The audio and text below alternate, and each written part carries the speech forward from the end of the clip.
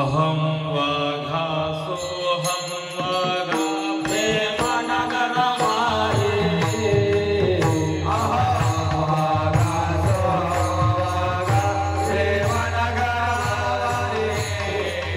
अहं वाघासोऽहं वाघा प्रेमनगरवारे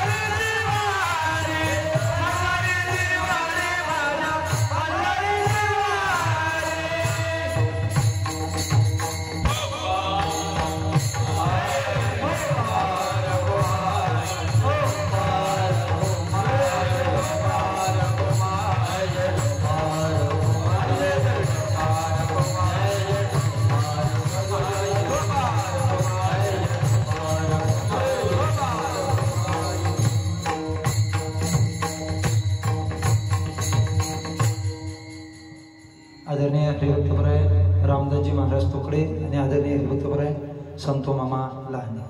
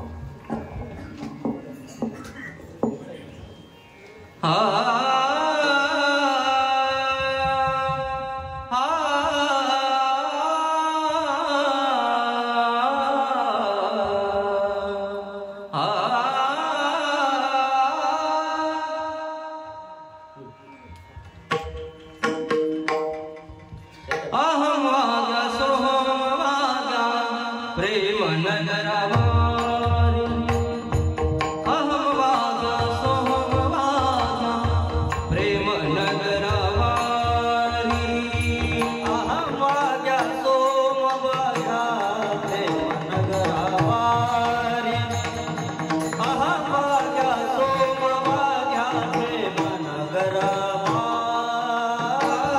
अहम वागा सोहम वागा प्रेम नगरवारी अहम वागा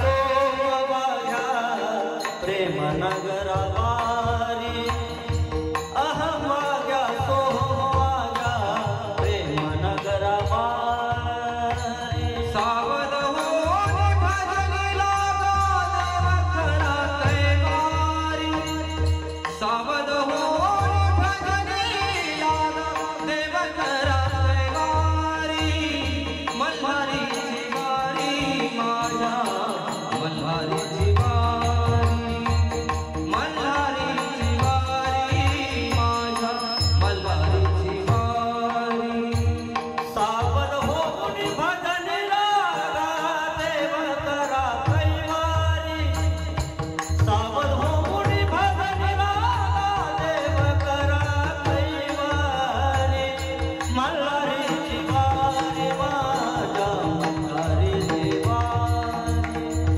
मल्हारी जिवारी माझा मल्हारी जिवारी सोहम वागा प्रेम नगरवारी अहम वागा सोहम वागा प्रेम नगरवारी अहम वागा सोम वागा प्रेम नगरवारी अहम वागा सोम वागा प्रेम नगरवारी सावध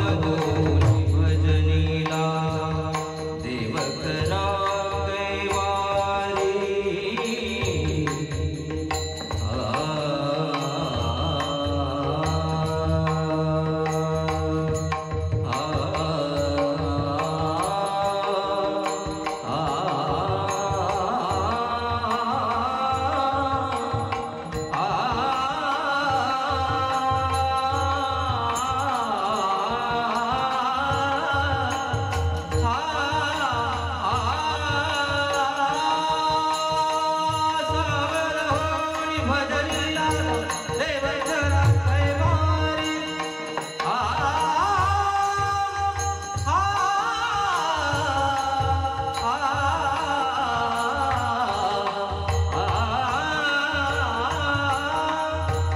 सावध होनी भजनी लागा देवखरा कैवारी सावध होनी भजनी लागा देवखरा सावध होनी भजनी लागा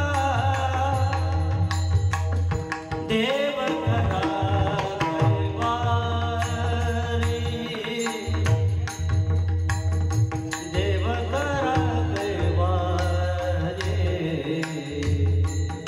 देवखरा कैवारी कैवारी देवखरा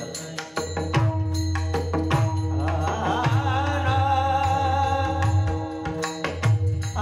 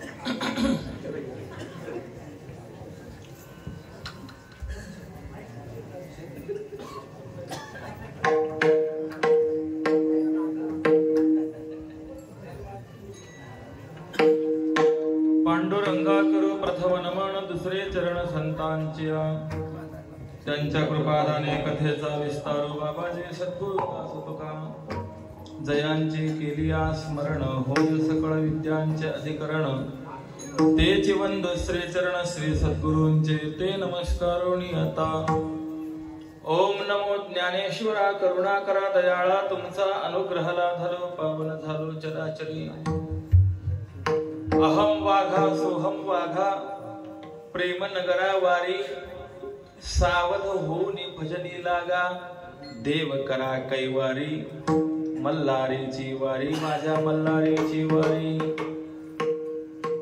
आपल्या या गावामध्ये प्रातस्मरणीय परमपूजनीय गुरुवर्य श्री फणसे बाबा महाराज यांच्या कृपाशीर्वादाने हरिभक्तीपरायण श्री मोरे महाराज यांच्या कुशल मार्गदर्शनाने परमात्म्याच्या असीम कृपेने साधू संतांच्या असीम अनुकंपेने गत 49 वर्षांपासून या चंपाषष्ठीच्या कालावधीमध्ये हा अखंड हरिनाम सप्ताह सोहळा संपन्न होतोय। एक पाऊल फक्त आपण पाठीमागे आहोत। पुढचं वर्ष म्हणजे हे सुवर्ण महोत्सवी वर्ष आहे आणि अशा या परम पवित्र उज्ज्वल परंपरेमध्ये या चालू वर्षातील सप्ताहामधील ही 3ऱ्या दिवसाची सेवा आपणा सर्वांच्या प्रेमाने माझ्या वाट्याला आलेली आहे। सेवेकरता घेतलेला अभंग पैठण निवासी शांती ब्रह्मश्री एकनाथ महाराज यांचा असून महाराजांनी या अभंगाच्या माध्यमातून प्रत्येक जीवाने भगवंताची भक्ती केली पाहिजे त्या भक्तीचा विचार विशेष रीतीने मांडलेला आहे। मल्हारीची वारी करायची याचा अर्थ असा आहे की आपण देवाची भक्ती करायची। विठ्ठल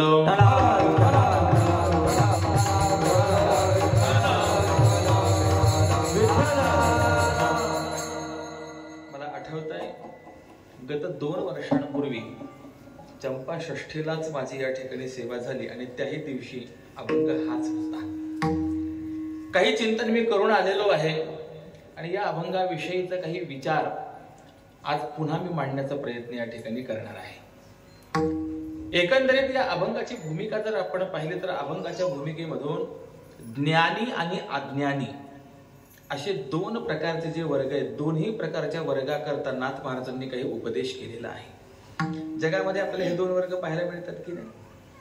देवाचा विचार करत असताना ज्ञानोबरायांनी स्पष्ट रीतीने विचार मांडला। जाणीव नेणीव भगवंती नाही हरी उच्चारणी पाही मोक्ष सदा। तो परमात्मा असा आहे की त्याच्याकडे येणारा भक्त हा जाणता आहे का नेणता आहे याचा विचार न करता जो त्या परमात्म्याकडे आला परमात्म्याला शरण गेलेला आहे त्याचा उद्धार करणं हे त्या परमात्म्याचं कार्य आपल्याला पाहायला मिळतं।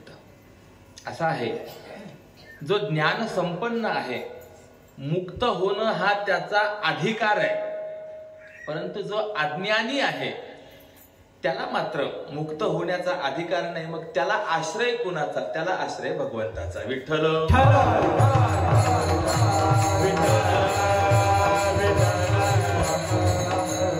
देवाकडे जाणारे जे आहेत ते सगळेच ज्ञानीच असतात असं आहे का?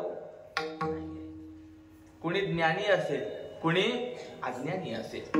मला विचारायचंय देवाकडे जाणारा प्रत्येक व्यक्ती हा पुण्यवानच आहे का? असंही नाहीये। कदाचित एखादा पापीही असेल परंतु कुठेतरी प्रारब्ध अनुकूल होतं आणि त्याला देवाकडे जाण्याची इच्छा निर्माण होत आहे। पण देव आहे तो देव असा विचार करत नाही की अरे हा पापी आहे परंतु माझ्याकडे आलाय मग आता याचा मी उद्धार करायचा की न करायचा। देव विचार करतो माझ्याकडे आलाय ना त्याचा उद्धार झाला पाहिजे आणि म्हणूनच पुंडलिक रायांनी देवाकडे मागणं मागून घेतलं। मूढ पापी जैसे तैसे उतरी कासे लागोनी देवा। अरे तुझ्याकडे जे जे कोणी येतील ना मग ते मूढ असो अर्थात अज्ञानी असो पापी असो जैसे तैसे जसे असतील तसे परंतु त्यांचा तू उद्धार मात्र केला पाहिजे असं मागणं देवाकडे पुंडलिक रायांनी मागून घेतलेलं आहे। आणि असं असल्यामुळे ज्ञानी वर्ग असो अथवा अज्ञानी वर्ग असो या प्रत्येकाने देवाकडे गेलं पाहिजे म्हणजे देवाची शरणागती केली पाहिजे, देवाची भक्ती केली पाहिजे, असा जो एक भक्तिशास्त्राचा महत्वाचा सिद्धांत आहे, तो सिद्धांत या अभंगामधून नाथ महाराजांनी सांगितलेला आहे. किंबहुना आपल्याला पुढे असंही सांगता येईल की ज्ञानोत्तरा भक्ती आणि ज्ञानपूर्वा भक्ती असे दोन भक्तीचे प्रकार आहेत. म्हणजे ब्रह्मज्ञान होण्यापूर्वी एक भक्ती केली जात असते, तिला साधन भक्ती म्हणतात, आणि ब्रह्मज्ञान झाल्यानंतर केली जाणारी जी भक्ती आहे तिला साध्य भक्ती असं म्हणतात, तिला ज्ञानोत्तरा भक्ती म्हणतात. ज्ञान होण्यापूर्वीही भक्ती करा आणि ज्ञान झाल्यानंतरही भक्ती करा, हे नाथ महाराज आपल्याला या अभंगातून सांगतात. विठ्ठल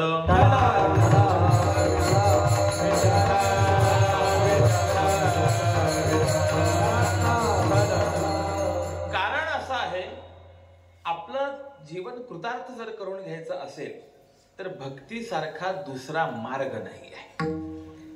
जे मानवी जीवनाच्या कृतार्थतेकरता अनेक प्रकारचे मार्ग सांगितलेले आहेत. ज्याप्रमाणे पर्वतावरनं निघालेली नदी, त्या नदीचं अंतिम गंतव्य स्थान कोणतं असतं? समुद्राला प्रवेश करणं. का गंगेसी सिंधू प्रवेशू, ज्ञानोबाराय आपल्याला सांगतात. आज आपल्या इथे मंदिराचं कार्य चाललेलं आहे. मंदिर पूर्ण झालं याची साक्ष कशाने होत असते? देवळाची या कामा कळसू. एकदा का कलशारोहण झालं की ते मंदिर पूर्ण झालं असं मानलं जात असतं. हे 3रं वर्ष आहे. गेल्या वर्षी मी येऊ शकलो नव्हतो, परंतु तेव्हापासून मंदिराचं कार्य चालू आहे. पाहून जरा चांगलं वाटलं की प्रगती पथावरती आहे, परंतु जशी प्रगती हवी तशी प्रत्येक कार्याला गती सुद्धा असणं आवश्यक असतं. आज एखाद्याला जर 3-3, 4-4 वर्ष जर घराच्या बाहेर राहण्याची पाळी आली तर त्याची मानसिक अवस्था कशी होत असते? मग तसं आपण सुद्धा देवाला जे आहे आज इतकी वर्ष बाहेर ठेवलेलं आहे. माझी इच्छा आहे की लवकरात लवकर देवाची प्राणप्रतिष्ठा मंदिरात झाली पाहिजे. विठ्ठल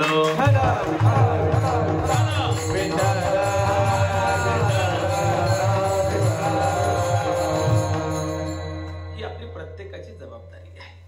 असो, माझा मुद्दा असा चाललेला आहे, मंदिर पूर्ण झालं याची साक्ष कळसाने आहे आणि गंगेचं अंतिम गंतव्य स्थान सिंधू प्रवेश आहे. पण त्या सिंधू प्रवेशापर्यंत पोहोचत असताना ती नदी अगदी सरळ मार्गानेच जाते असं कधी होतं का? नाही. काही नद्यांचा मार्ग जो आहे तो बऱ्यापैकी सरळ आहे, परंतु काही नद्यांचा मार्ग मात्र अनेक प्रकारची वेडी वाकडी वळणं घेत घेत त्या समुद्रापर्यंत पोहोचत असतो. मग सरळ मार्गाने जाऊ किंवा वेडी वाकडी वळणं घेत जाऊ, परंतु नदीला पोहोचायचंय कुठपर्यंत? समुद्रापर्यंत. त्याप्रमाणे हा जो जीव आहे या जीवात्म्याला पोहोचायचंय ते परमात्म स्वरूपापर्यंत. जीवाने परमात्म्याच्या ठिकाणी एकरूप व्हावं हीच त्या जीवाची असलेली परिपूर्णता असते. विठ्ठल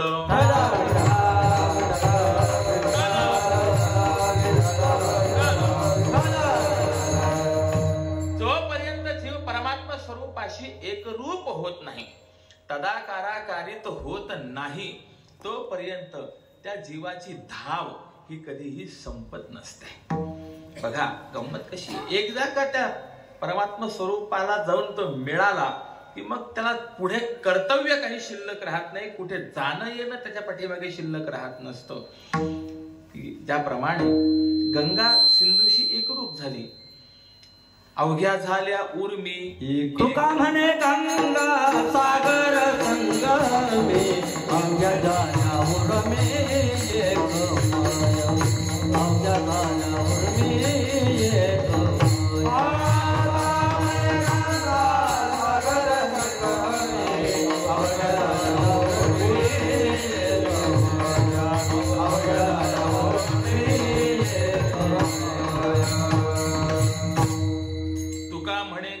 सागर संगमी अवघ्या झाल्या उर्मी एकमय.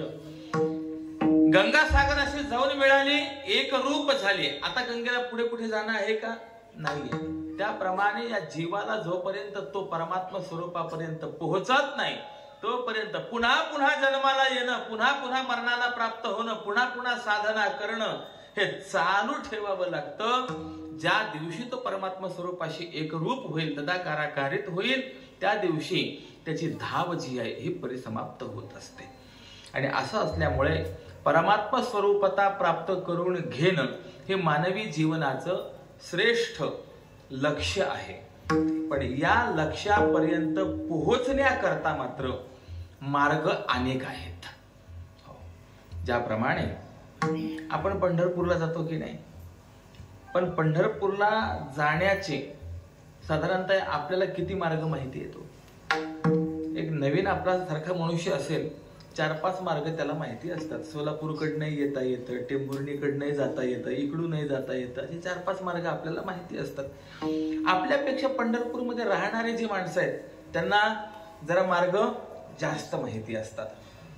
ज्यावेळेला कोरोनाचा कालावधी होता ना, त्यावेळेला प्रशासनाला लक्षात आलं की कितीही जरी आपण अडवलं तरी सुद्धा जे कट्टर वारकरी आहेत ते पंढरपूरमध्ये दाखल झाल्याशिवाय राहणार नाही. भले देवाचं दर्शन नाही झालं तरी हरकत नाही, नामदेव पायरीला का होईना नमस्कार करतील, चंद्रभागेत स्नान करतील, प्रदक्षिणा करतील, निघून जातील, परंतु येणार. आणि म्हणून पंढरपूरमध्ये येण्याचे मार्ग किती आहेत, कोणते कोणते आहेत, याचा शोध ज्या वेळेला पोलीस खात्याने घेतला, 52 मार्ग पंढरपूरमध्ये जाण्याची मिळाली महाराज. एवढे आपण ऐकलेले नसते. जे पंढरपूरमध्ये राहणारे होते त्यांनी सुद्धा ज्या वेळेला हा त्यांचा सर्वे ऐकला ते आश्चर्यचकित झाले. आम्हालाही माहिती नाही. सांगायचं तात्पर्य मला एवढंच आहे, देवाकडे जायचंय, देवाकडे जाण्याकरता मार्ग अनेक आहेत. त्याप्रमाणे परमात्मा स्वरूपाकडे जायचंय तर परमात्मा स्वरूपाकडे जाण्याकरता सुद्धा मार्ग अनेक आहेत. कर्म मार्गही आहे, योग मार्गही आहे, ज्ञान मार्गही आहे, उपासना मार्ग आहे, भक्ती मार्ग आहे, असे अनेक मार्ग आहेत. मग ज्या वेळेला एखाद्या माणसासमोर एखाद्या ठिकाणी जाण्याकरता एकापेक्षा जास्त मार्ग उपस्थित होतात, त्यावेळेला त्या माणसाला प्रश्न पडतो, यापैकी कोणत्या मार्गाने मी जावं? विठ्ठल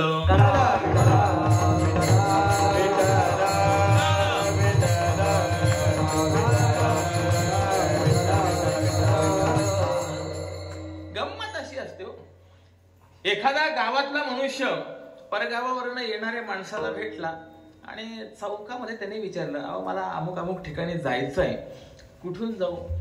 त्या भेटलेल्या माणसाने सांगितलं, हे पुढे पुढे तुम्ही जात गेलात तर 3-4 मार्ग लागतात, कोणत्याही मार्गाने जा तुम्ही गावातच पोहोचाल. ही गोष्ट मान्य आहे, कोणत्याही मार्गाने जर गेला तरी गावात पोहोचणार आहे, मान्य आहे. पण शहाणा मनुष्य काय विचार करतो, 4ही मार्ग जरी गावात जाणारे असतील तरी त्यातले त्यात चांगला मार्ग कोणता, जवळचा मार्ग कोणता, मनुष्य त्याचा विचार करत असतो की नाही. मग त्याप्रमाणे देवाकडे जाताना सुद्धा ही मार्ग आहेत, परंतु आपण त्यापैकी नेमकं कोणत्या मार्गाने जायचं हा मोठा प्रश्न माणसासमोर आहे. काय असतं, गंमत असते, ज्या वेळेला विकल्प समोर नसतो त्यावेळेला माणसाच्या अंतःकरणामध्ये शंका निर्माण होत नाही. परंतु ज्या वेळेला एकापेक्षा अधिक विकल्प माणसाच्या समोर येतात त्यावेळेला मनुष्य मात्र थोडासा बुचकळ्यात पडत असतो. मी तुम्हाला उदाहरण सांगतो. एकदा एक मित्र बाजारामध्ये त्याच्या जुन्या मित्राला भेटला. अचानक दोघांची भेट झाली. दोघांना इतका आनंद झाला, एकमेकांना कडकडून त्यांनी मिठी मारली.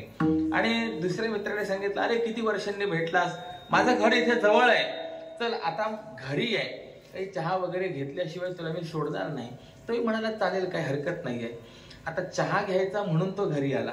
पण घरी आल्यानंतर या मित्राने त्याला प्रश्न विचारला, बाबा चहा घेतो की कॉफी घेतो? म्हणजे विकल्प समोर मांडला की नाही, 2 गोष्टी समोर आल्या. आता तो मित्र विचार करायला लागला, याची बायको चहा चांगला करेल की कॉफी चांगली करेल. परंतु तो असा निर्विकल्प महात्मा होता, त्याने सांगितलं कॉफी होईपर्यंत चहा चालेल.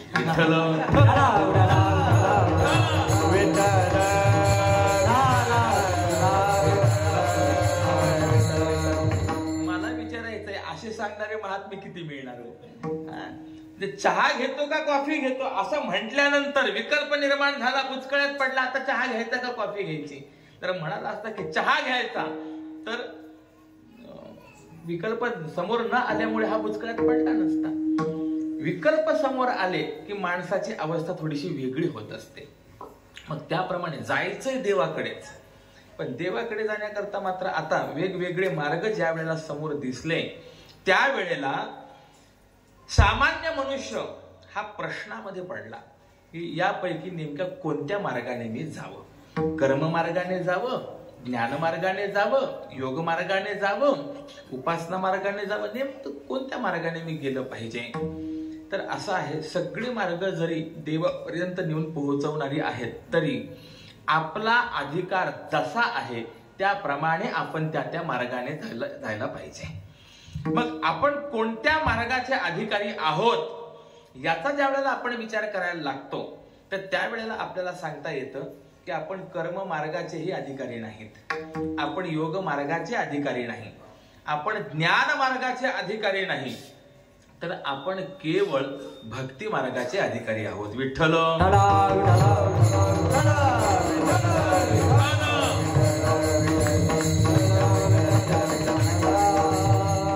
कारण असं आहे, त्या प्रत्येक मार्गाने जाण्याकरता माणसाच्या ठिकाणी विशेष अधिकार असावा लागतो, तरच तो त्या मार्गाने जाऊ शकतो. कर्म मार्गाने जायचं म्हटलं तर कर्म मार्गाचा अधिकार आपल्याकडे पाहिजे. अगदी उदाहरण सांगायचं असेल तर आपल्या आता गावाला येण्याकरता एक सर्व्हिस रोड पासून मध्ये मार्ग येतो आणि तिथून पुढे जो मार्ग जातो तो कुठल्या मार्गाला स्पर्श करतोय? समृद्धी महामार्गाला. मला विचारायचंय, एखादा 2 चाकीवाला असेल किंवा एखादा सायकलवाला असेल, त्याला या समृद्धी महामार्गावर जाण्याकरता परवानगी आहे का? नाही. बरं, एखादा रिक्षावाला असेल तो तरी जाऊ शकतो का हो? नाही. समृद्धी महामार्गावर जर जायचं असेल तर जाणाऱ्याला कमीत कमी 4 चाकी गाडीमध्ये बसावं लागेल, तर तो समृद्धी महामार्गावरती जाऊ शकतो. म्हणजे या मार्गावर जाण्याकरता जर 4 चाकीत बसण्याचा अधिकार पाहिजे तर देवाच्या मार्गावर जाण्याकरता आपल्याला अधिकार असावा लागेल की नाही? विठ्ठल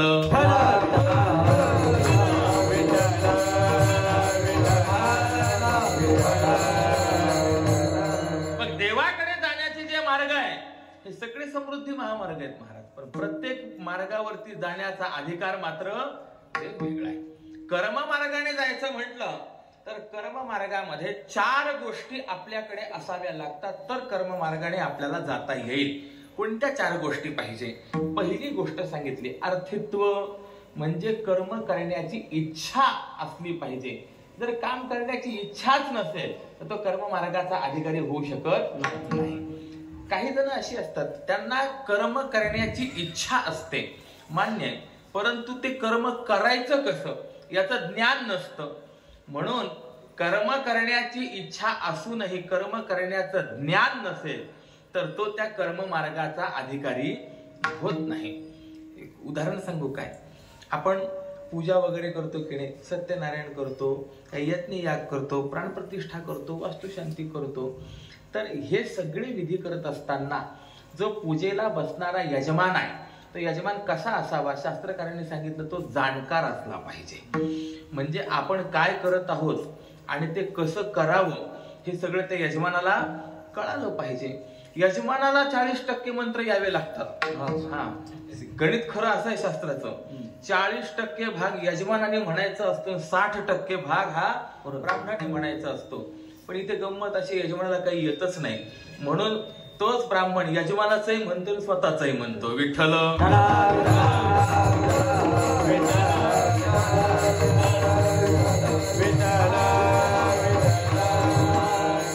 याचा अर्थ काय? करायची इच्छा आहे पण ज्ञान नाही, त्यामुळे तो त्या कर्म मार्गाचा अधिकारी होऊ शकत नाही.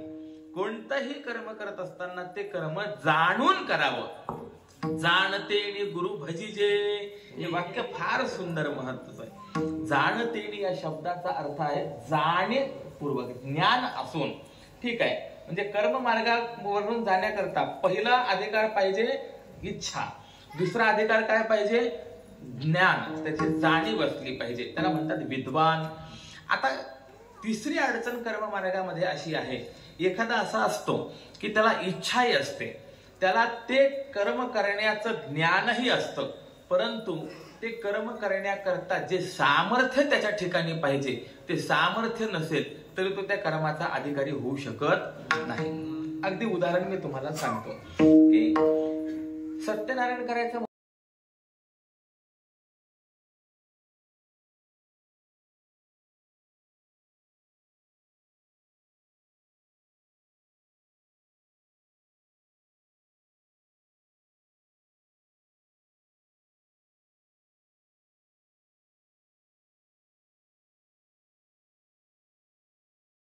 आपल्याला बैठक करावी लागणार असेल आणि याची शरीर प्रकृती जर इतकी क्षीण असेल की 5-10 मिनिटांपेक्षा हा जास्त जागेवर बसूच शकत नसेल तर मला विचारायचंय असा सामर्थ्यहीन असलेला त्या पूजेचा अधिकारी ठरू शकेल का? ठरू शकणार नाही.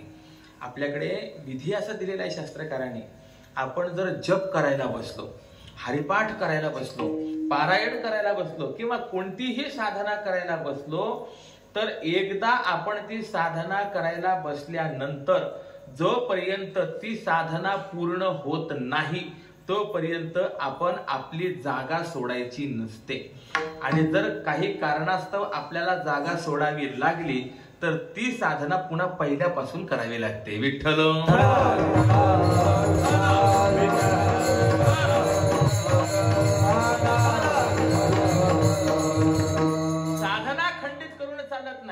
बऱ्याच वेळेला असं पाहायला मिळतं, एखादा पारायण करायला बसतो परंतु कुणीतरी आलं की तो जिथपर्यंत पारायण आलेलं आहे तिथे काहीतरी खूण ठेवतो, पहिले पाहुण्याला जाऊन भेटून येतो आणि मग मात्र जिथून पुढे थांबलेलं आहे तिथून पुढचं पारायण करायला लागतो. शास्त्रकार सांगतात चालत नाही तसं. उठले तुम्ही आसन सोडलं की मग तुम्हाला पुन्हा पहिल्यापासून करावं लागतं. मग थोडा विचार करा, एखादी गोष्ट करण्याकरता तासभर लागणार आहे, जर हा 5-10 मिनिटांपेक्षा जास्त बसू शकत नसेल तो त्याचा अधिकारी होऊ शकत नाही. तिसरी अडचण आहे समर्थ. आणि चौथी अडचण सांगितलेली आहे. हे सगळं आहे परंतु शास्त्राने जर त्याला परवानगी दिलेली नसेल तरी ते सगळं मुसळकेरात गेलं. उदाहरण मी आपणास सांगतो. एकाला वाजपेय किंवा राजसूय यज्ञ करायचा होता. ब्राह्मणाला राजसूय यज्ञ करण्याची इच्छा निर्माण झाली, अर्थित्व आलं. राजसूय यज्ञ कसा करायचा हे त्याला कळतं, म्हणजे विद्वान या ठिकाणी ज्ञान त्याच्या ठिकाणी आलं.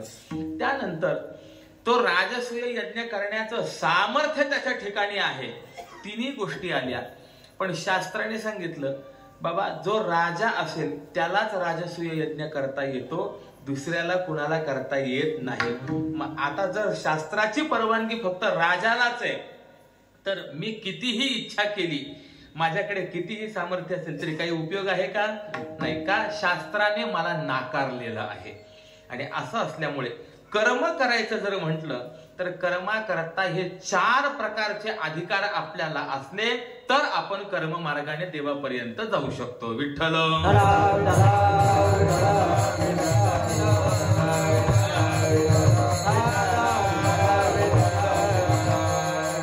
म्हणजे बघा, कर्म मार्गाने जाण्याकरता अडचण एवढी मोठी आहे.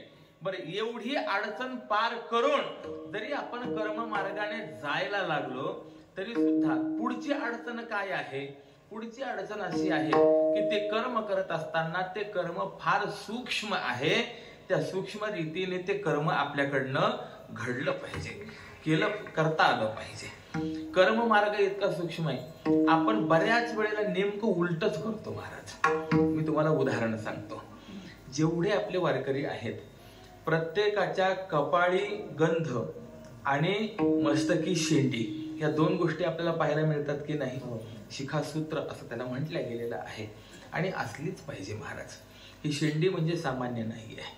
उदाहरण मी आपणास असं सांगेन, आता केबल निघाले आहेत, वेगवेगळे प्रसाधन निघाली आहेत, परंतु एक कालावधी असा आपल्याकडे होता की घरामध्ये टीव्ही होता आणि त्या टीव्ही वरती मोजकी 1-2 चॅनल्स फक्त दिसायची. पण ती चॅनल दिसण्याकरता सुद्धा पर्याय कशाचा होता? वरती अँटेना. खाली एक जण आपला उभा राहायचा, काय दिसतंय? मुंग्या फिरवायचं. काय दिसतंय? मुंग्या फिरव. आणि शेवटी फिरवता त्याने एकदा का रेंज पकडली, हा आलं चित्र, हा मग थांबा आता. म्हणजे तो अँटेना काय करायचा, ती जी काही रेंज आहे, ऊर्जा जी आहे ती खेचून घेण्याचं कार्य करायचा.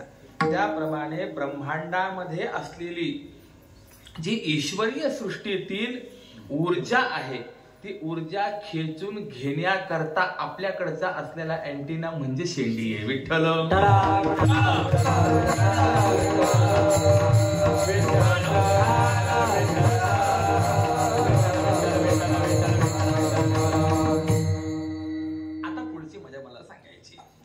शेंडी प्रत्येकाला आहे असं गृहीत धरून मी सांगतोय बरं का. म्हणजे आता ज्याला नसेल त्यांनी विचार करायचा. असं शेंडी प्रत्येकाला आहे. मग आता बऱ्याच वेळेला आपण ती शेंडी सोडतो आणि बांधतो. केव्हा सोडावी केव्हा बांधावी याचा विचार आहे बरं का. आता मला तुम्हाला पहिला प्रश्न विचारायचा आहे, आंघोळ करताना शेंडी सोडून आंघोळ करता का बांधून आंघोळ करता? काय करता हो तुम्ही? शेंडी सोडून करता की नाही? शास्त्र असं सांगतं, स्नाने होमे जपे दाने संध्यायाम देवतार्चने शिखाग्रंथीम विना कर्म न कुर्यात् कदाचन. स्नान, होम, जप, दान, देवता पूजन या ठिकाणी म्हणजे ह्या गोष्टी करत असताना शेंडीची गाठ बांधल्या वाचून करू नये. आणि आपण नेमकं काय करतो त्या वेळेला मात्र शेंडी सोडतो. म्हणजे कर्ममार्ग किती सूक्ष्म आहे महाराज. कितीतरी अशी उदाहरणं आपल्याला सांगता येतील. म्हणजे पहिले तर कर्ममार्गाने जाणंच अवघड, तो अधिकार मिळवणं अवघड. आणि अधिकार जरी मिळाला तरी कर्ममार्गाने जात असताना ह्या गोष्टी न कळाल्यामुळे तिथे पुन्हा अडचण निर्माण होते. कर्म धर्म नवती चांग उणे अंग पतन उणे अंगी पतन उणे अंगी पतन.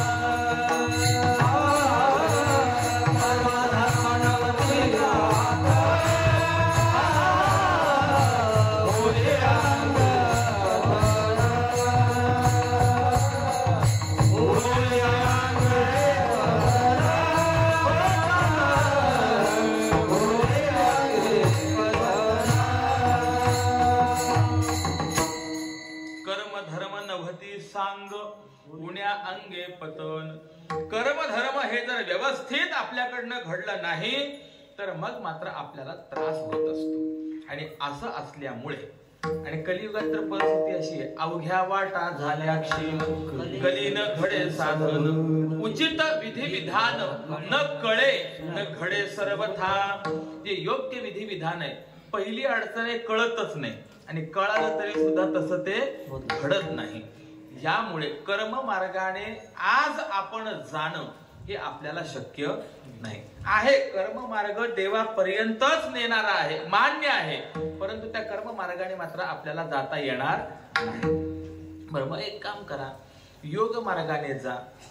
योग मार्गाने जाणं तरी सोपं आहे काय हो महाराज? आज आपल्या जीवनामध्ये योगाचा जर विचार केला झालाच तर कुठेतरी योगायोग आहे, नाहीतर आपल्या जीवनामध्ये योग कसाच नाहीये. रामदेव बाबा वगैरे यांनी जे काही दाखवला तो काही पूर्ण योग नाही.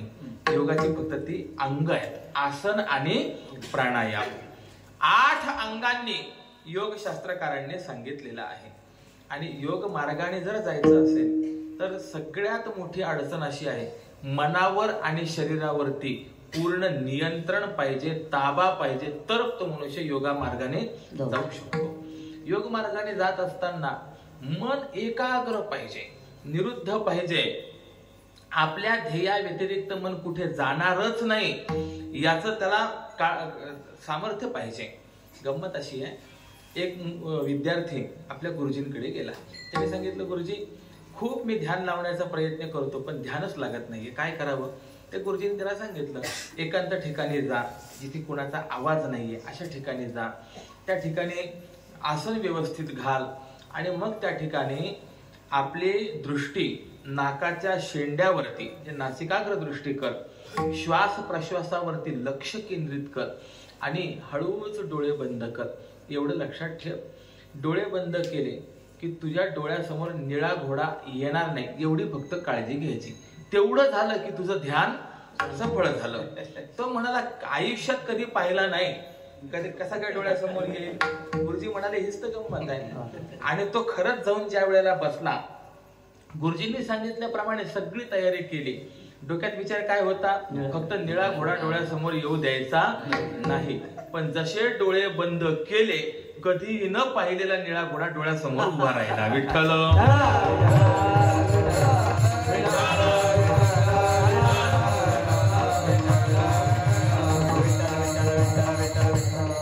अर्थ काय कळाला, 1 मिनिट सुद्धा आपण आपल्या मनाला एकाग्र करू शकत नाही. विचार करा, आपण प्रत्येकाने आपण देवासमोर बसतो देवपूजा करण्याकरता, पण देवपूजा करत असताना सुद्धा आपलं मन 1 मिनिट तरी असं होतं का की देवा व्यतिरिक्त आपल्या मनात दुसरा विचार आलाच नाही, फक्त देवाचाच विचार आला, असं होतं का? 1 मिनिट तरी, 1 मिनिट सुद्धा ते मन एका ठिकाणावरती राहत नाही. तुकोबारायांनी वर्णन केले, बहुत चंचल चपळ जाता येता न लगे वेळ. अत्यंत चंचल, अत्यंत चपळ आहे. आणि अशा मनाला जर आपण आवर घालू शकलो नाही तर मला विचारायचं आहे, काय आपण योग साधना करता येत नाही. जसा मनावरती आवर घालणं हे योग साधनेला महत्वाचं आहे, त्याप्रमाणे आपल्या इंद्रियावर, आपल्या शरीरावरती सुद्धा योग साधना करण्याकरता ताबा असावा लागतो. म्हणजे असं आहे, साधना करण्याकरता बसला तर ज्या आसनात आपण बसलो, एकदा का आपण मांडी घातली की त्यानंतर साधना पूर्ण होईपर्यंत मांडी हलवायची नाही, अशी साधना करावी लागते. याला आसन जय असं म्हणतात. विचार करा, जर 2-2, 3-3 तास एकाच आसनावर बसायला शास्त्रकारांनी सांगितले, मी किमान सांगतोय बरं का, आणि आपल्याला तर 10 मिनिट सुद्धा एका आसनावरती बसणं शक्य होत नाही. 2 तासाच्या कीर्तनात 84 आसनं आपले पूर्ण होतात. असं जर होत असेल तर आपल्याला योग साधनेचा अधिकार आहे असं आपल्याला म्हणता येईल का? आपलं मन ताब्यात नाही, आपलं शरीर ताब्यात नाही, म्हणून आपण योग मार्गाचे अधिकारी होत नाही. झालं, कर्म मार्ग आहे परंतु तोही आमच्या करता उपयोगाचा नाही.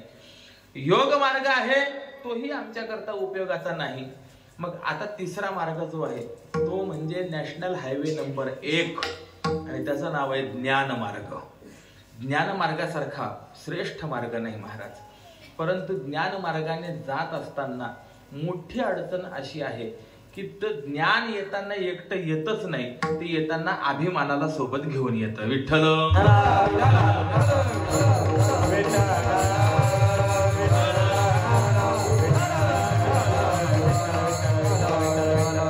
ज्ञानोबारायांनी विचार मांडला, नवल अहंकाराचे गोठी, विशेषण लगे अज्ञानाचे पाठी, सज्ञानाचे झोंबे कंठी, नाना संकटे नाचवी. ज्ञान ही बाब अशी आहे, काही नाही आलं ना तो शांत खाली बसून ऐकत राहतो महाराज, काय सांगतायत, परंतु थोडं जरी आलं तरी नाही चाल अशीच म्हणायला पाहिजे, असंच वाजवायला पाहिजे, लगेच मनामध्ये येतं. म्हणजे ते ज्ञान येताना अभिमान घेऊन येत असतं. किती गंमत आहे, 2-4 कीर्तन केली नाही तर माणसाला वाटतं पहिला बुक्का मलाच लावला पाहिजे, पंक्तीला बसवलं तर पहिल्या पात्रावरती मलाच बसवलं पाहिजे. अभिमान आहे की नाही महाराज? आणि अभिमान ही बाब अशी आहे की ती माणसाला नरकात घालणारी आहे. तिला मात्र धरी होय अभिमान,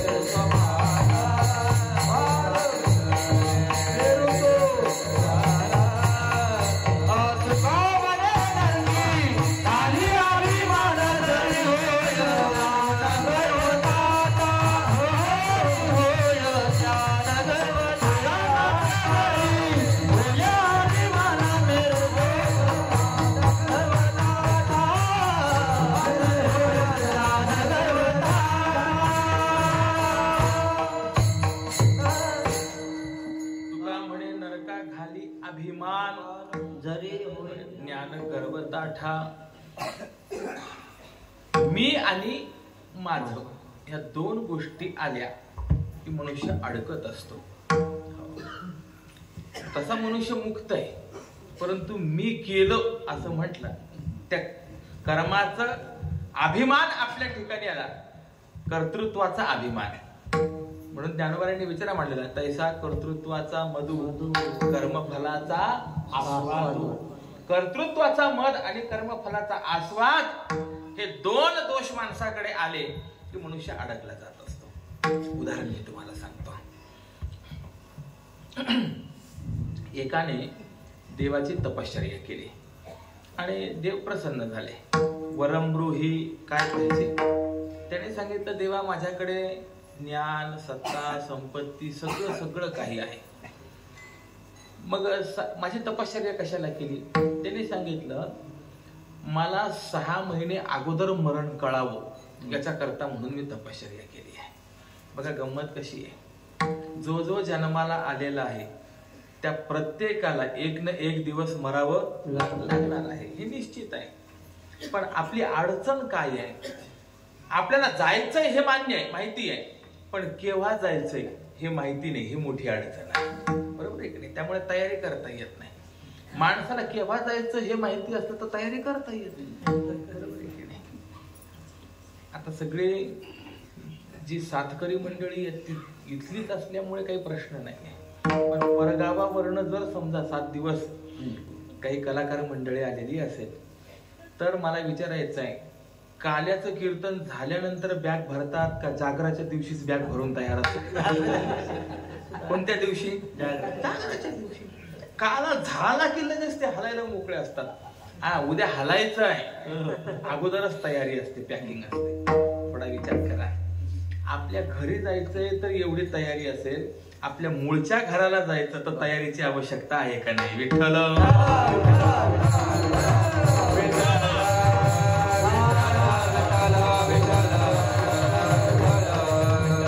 जावं लागणार आहे हे निश्चित आहे, पण केव्हा जायचं हे कळत नाही. त्यामुळे माणसाला तयारी करता येत नाही. याने सांगितलं की मला जर कळालं केव्हा मला जायचं आहे, मला तयारी करता येईल. देवाने सांगितलं चांगली गोष्ट आहे, तथास्तु, तुला 6 महिने अगोदर कळेल. आणि याला बरोबर कळालं महाराज की अमुक अमुक दिवशी अमुक अमुक वाजेला तुला घेण्याकरता येणार आहेत. हा चांगला मूर्तिकार होता. त्याने काय केलं, हुबेहूब आपल्यासारख्या 50 मूर्त्या बनवल्या आणि ज्या दिवशी ज्या वेळेला त्याला यमदूत घ्यायला येणार होते त्या मूर्त्यांच्या रांगेमध्ये तसा जाऊन उभा राहिला. आता ते यमदूत घ्यायला तर आले, परंतु आल्यानंतर मात्र त्यांनी पाहिलं इथे एकासारखे 51 आहेत, यापैकी उचलायचं कुणाला? यमदूतांना प्रश्न पडला. त्यांनी यमधर्माला सांगितलं, अहो तुम्ही आम्हाला एकाला घ्यायला पाठवलं, इथे एकासारखे 51 आहेत, कुणाला उचलायचं? यम म्हणाला असं होऊच शकत नाही. ही ब्रह्मदेवाची सृष्टी आहे, ब्रह्मदेवाच्या सृष्टीमध्ये एकासारखा दुसरा नाही. त्यांनी सांगितलं नाही, तुम्ही येऊन बघा. स्वतः यम खाली आले. यमाने येऊन पाहिलं, अरे खरीच गोष्ट आहे, एकासारखे 51 नाही. यम सुद्धा थोडासा आश्चर्यात पडला. ब्रह्मदेवाला बोलवलं. हल्ली अशी सृष्टी चालू केली का? त्याने सांगितलं नाही, हा माझ्या पुढचा ब्रह्मदेव आहे. आता करायचं काय? प्रश्न त्यांच्या समोर उभा राहिला. त्या सगळ्यांनी सांगितलं, याच्यावर रामबाण उपाय जर कोणता असेल तर कळीला विजय नारद हाच त्याच्यावरती पर्याय आहे. नारदांना बोलवलं. नारद आले. ते नारदांनी सगळी ती अवस्था पाहिली, दृश्य पाहिलं, लक्षात घेतलं आणि नारदांनी सांगितलं, देतो तुम्हाला शोधून म्हणे. नारदांनी युक्ती केली. काय युक्ती केली? जो कलाकार होता, मूर्तिकार होता, त्याची स्तुती करायला सुरुवात केली. आता गंमत अशी आहे, स्तुती कोणाला आवडत नाही. मनुष्य कान टाऊ करून ऐकतो आपल्याविषयी काय बोलतात ते म्हणून. हो, ज्ञानोबा यांनी सांगितलेलं आहे, स्वकीर्ती कानी नायकावी. आपली पूज्यता माणसाने स्वतःच्या डोळ्याने पाहू नये, स्वतःची कीर्ती स्वतःच्या कानाने ऐकू नये. जो कीर्ती ऐकण्यामध्ये गुंतल्या गेला, सोप्या भाषेत सांगायचं, टाळ्यामध्ये जो अडकल्या गेला, संपला महाराज, मरतो. गंमत आहे, आपल्याकडे वेगवेगळ्या वस्तू ठेवण्याकरता वेगवेगळ्या अशा उपकरण आहेत. आपल्याकडे आलेले जे पाहुणे आहेत त्यांच्या अंगावरती गुलाब पाणी शिंपडण्याकरता एक चांदीचं पात्र आहे, त्याला म्हणतात गुलाबदाणी.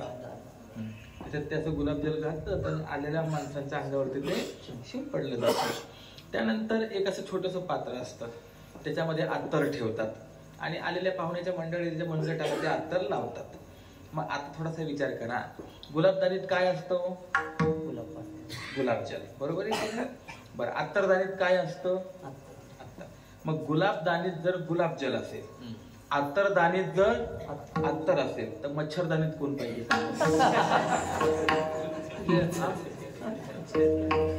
मच्छर पाहिजे की नाही? पण येऊ देतो का एकाला तरी आतमध्ये? पण चुकून समजा एखादा आत आलाच, परत माघारी येत नाही. टाळीत अडकला की मच्छर संपला. मला मच्छर सांगायचं नाही, मला आपण सांगायचंय. विठ्ठल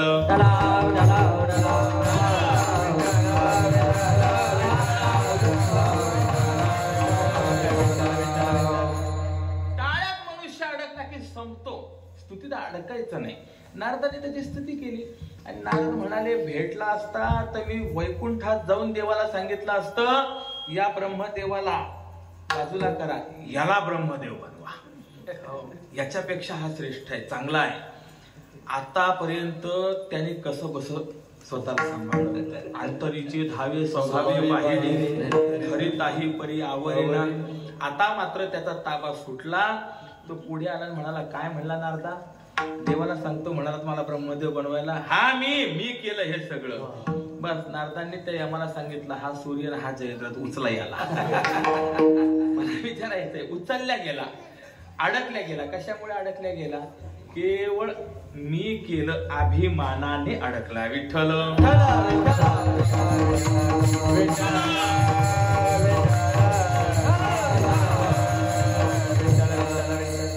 अडकला कशाने? अभिमानामुळे. आणि ज्ञान काय करतं? येताना अभिमान घेऊन येतं. मग आता मला विचारायचंय, सगळ्यात निसर्डी वाट जर ज्ञानाची असेल तर या ज्ञान मार्गाने आपण जाऊ शकू का देवापर्यंत? नाही जाता येत महाराज. किंबहुना उपनिषदांनी भाषा अशी व्यक्त केली, क्षुरस्य धारा निशिता दुरत्यया दुर्गम पथस्तत कवयो वदन्ति.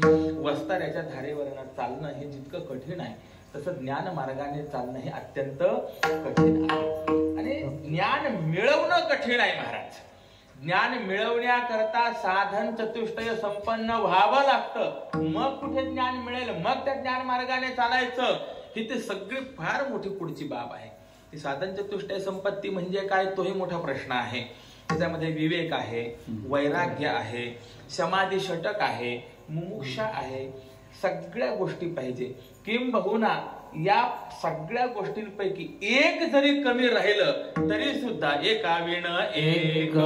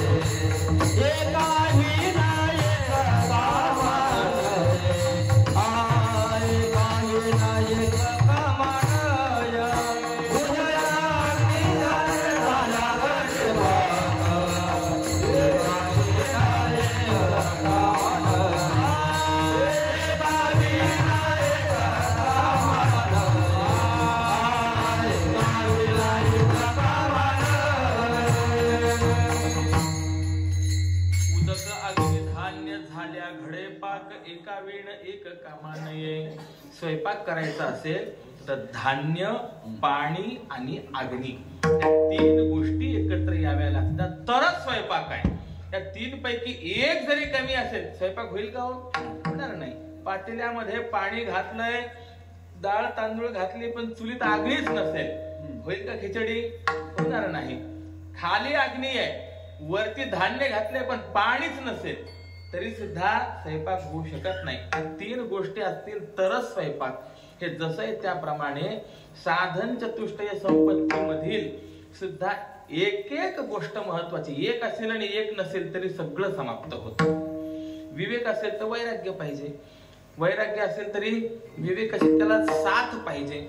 आणि बऱ्याच वेळेला दुर्दैवाने असं होतं, ज्यांच्याकडे विवेक आहे त्यांच्याकडे वैराग्य नाही, ज्यांच्याकडे वैराग्य आहे त्यांच्याकडे विवेक नाही. मोठी अडचण आहे.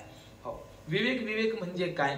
विवेक शब्दाचा अर्थ चांगलं काय आणि वाईट काय, खरं काय खोटं काय, सार काय असार काय हे कळणं, याला काय म्हणायचं? विवेक. आणि वैराग्य म्हणजे काय? जे वाईट आहे त्याचा त्याग करणं, ते सोडून देणं, याला काय म्हणायचं?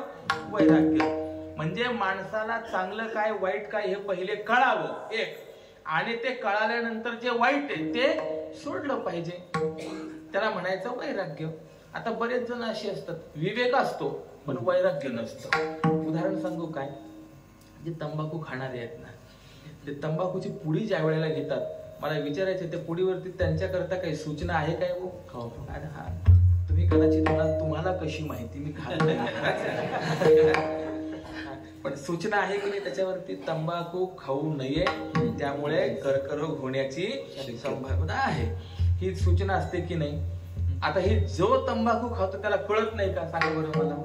कळते, पण कळत असून सुद्धा दिवसातून 10 वेळेला हातावर घेतो आणि तिला वचन देतो, मरेन पण तुला सोडणार नाही.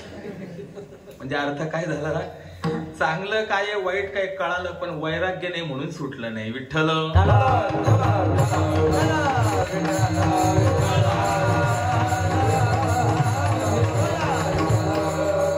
विवेक पाहिजे, वैराग्य पाहिजे, समाधी षटक पाहिजे, मुमुक्षा पाहिजे. एवढं झाल्यानंतर मग तो ज्ञानाचा अधिकार मिळणार, मग तिथनं पुढे त्या ज्ञान मार्गावरती चालायचं. मला विचारायचं, हे सगळं सोपं आहे का? कठीण आहे. म्हणून ज्ञान मार्गाने जाणं सुद्धा आपल्याकरता कठीण आहे. तोही मार्ग आपण पाहू शकत नाही. आणि बाकीचे सुद्धा काही मार्ग आहेत. तपाचा मार्ग आहे. निळोबारायांनी आपल्या गवळणीमध्ये या सगळ्या मार्गांचा विचार मांडलेला आहे. नाना साधनांच्या परित्यान पवती हो याच्या तालवंठा. आम्ही अनेक साधनं करून पाहिले, परंतु त्या साधनांमध्ये देवापर्यंत आपल्याला जाता येईलच याची शाश्वती देता येत नाही. मग प्रत्येक साधनेमध्ये काय काय अडचणी आहेत त्याचा विस्ताराने विचार जो आहे हा निळोबारायाने त्या गवळणीमध्ये केलेला आहे. करिता तपे काम क्रोध खवळते. जर एखादा तपश्चर्या करण्याकरता गेला तर काम क्रोध हे विकार जे आहेत हे त्याला त्या ठिकाणी त्रास देतात. आपल्याला अनेक ऋषीमुनी यांचे चरित्र असे पाहायला मिळतात की 60-60 हजार वर्षापर्यंत तपश्चर्या करतात. त्यामुळे त्यांच्या ठिकाणी काहीतरी सामर्थ्य येतं आणि काहीतरी असा एखादा प्रसंग घडतो, त्या प्रसंगामध्ये राग येतो, एखाद्याला शाप देतात. शाप दिला रे दिला की तेवढी जी तपश्चर्या आहे ती व्यर्थ होते. म्हणजे तप करायला गेलं की अशी ही अडचण निर्माण होते. बर, जर आपण तीर्थयात्रा वगैरे करतो म्हटलं तर तीर्थयात्रा केल्याने अहंकाराची प्राप्ती होते. यज्ञयाग वगैरे करायला गेलो स्वर्ग भोग आड येती. अशा अनेक प्रकारच्या अडचणी ज्या आहेत त्या प्रत्येक मार्गातून आपल्याला पाहायला मिळतात. आणि ही सगळी बाब संतांनी जाणून लक्षात घेऊन तुमच्या आमच्या करता देवप्राप्तीचा चांगला आणि सोपा मार्ग सांगितला. आणि तो सोपा मार्ग म्हणजे भक्तीचा मार्ग आहे. विठ्ठल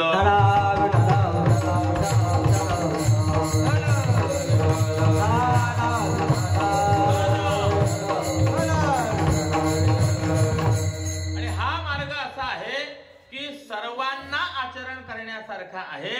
इथे कुणालाही प्रतिबंध नाही आहे. यारे यारे लहान थोर त्याती भलते नाही नर. लहान या थोर या जे कोणी असतील त्या प्रत्येकाने या. इथे कुणालाही विचार करण्याची आवश्यकता नाही, कोणतीही चिंता नाही. प्रत्येकाला या मार्गाने जाता येणार आहे. सकळांशी इथे आहे अधिकार.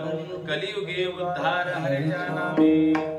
सगळ्यांना अधिकार आहे आणि सगळ्यांना करता येण्यासारखं साधन आहे.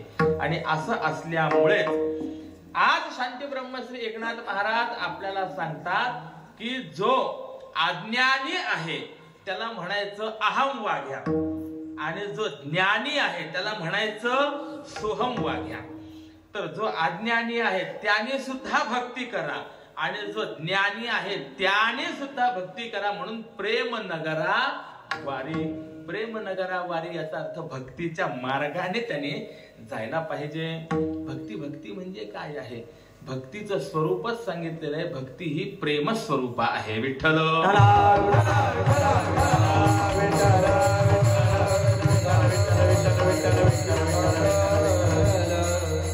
प्रेमा वाचून भक्ती निर्माण होऊ शकत नाही.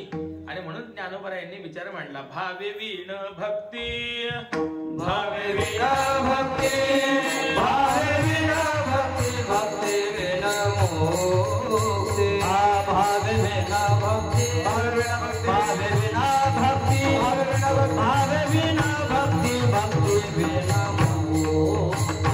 भावे विना भक्ती, भावे विना भक्ती, भावे विना भक्ती, भक्ती विना मुक्ती. भावे विना शक्ती बोलू रे, भावे विना शक्ती बोलू रे.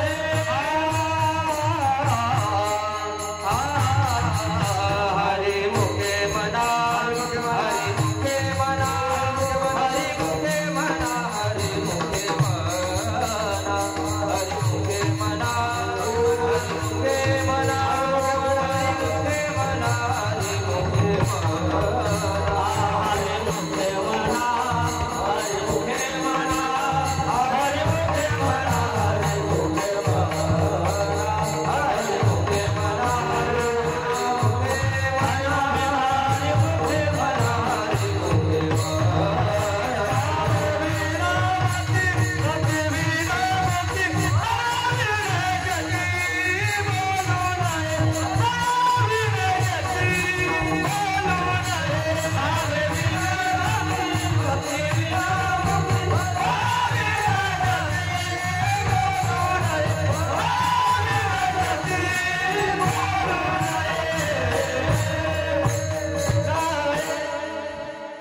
भावे वीण भक्ती, भक्ती वीण मुक्ती, बळे वीण शक्ती बोलू नये. ज्ञानोबा आपल्याला सांगतात, भावा वाचून भक्ती नाही. आपण नेहमी भाव आणि भक्ती हे समान अर्थी शब्द मानतो की नाही? पण समान अर्थी म्हणत असताना जर माऊली असं म्हणत असतील, भावा वाचून भक्ती होत नाही, तर याचा सरळ अर्थ असा आहे, भाव शब्दाचा अर्थ वेगळा आहे आणि भक्ती शब्दाचा अर्थ वेगळा आहे. मग भाव शब्दाचा अर्थ करायचा काय, हा प्रश्न निर्माण होतो. गंमत अशी असते, काही शब्द अशी असतात, क्षेत्र बदललं की त्याचे अर्थ बदलत असतात. उदाहरण मी आपणास सांगतो.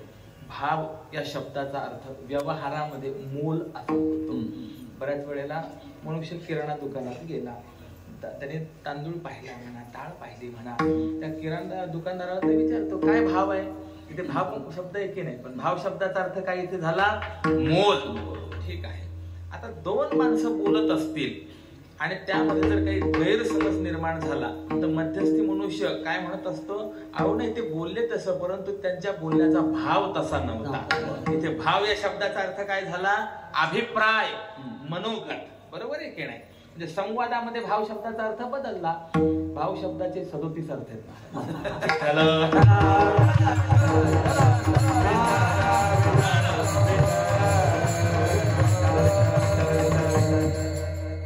आयुर्वेदामध्ये भाव शब्दाचा अर्थ वेगळा, ज्योतिषशास्त्रामध्ये वेगळा, न्यायात वेगळा, वेदांतात वेगळा, असं आहे ते. काळजी करू नका, सगळे सांगत नाही. मला भक्तिशास्त्राच्या दृष्टिकोनातून विचारात सांगायचं आहे, भाव शब्दाचा अर्थ या ठिकाणी प्रेम करायचा आहे. अंतःकरणात प्रेम नसेल तर भक्ती होऊ शकत नाही. म्हणून भक्तीचं एक स्वरूप सांगितलं, सा तू अस्मिन परम प्रेम स्वरूपा. ती भक्ती म्हणजे त्या परमात्म्याच्या ठिकाणी अत्यंतिक प्रेम असणं, निष्काम, निश्चल आणि सर्वश्रेष्ठ प्रेम असणं, त्याला भक्ती असं म्हटलं गेलेलं आहे. असं आहे. प्रेम शब्द हा फार श्रेष्ठ शब्द आहे, परंतु दुर्दैवाने त्या प्रेम शब्दाचं फार मोठं अवमूल्यन आज जगतामध्ये होताना आपल्याला पाहायला सापडत आहे. काम वेगळं आहे आणि प्रेम वेगळं आहे. ज्याच्यामध्ये आकर्षण आहे, ज्याच्यामध्ये स्वार्थ आहे, त्याला काम म्हणा, आणि ज्याच्यामध्ये समर्पण आहे त्याला प्रेम म्हणा. विठ्ठल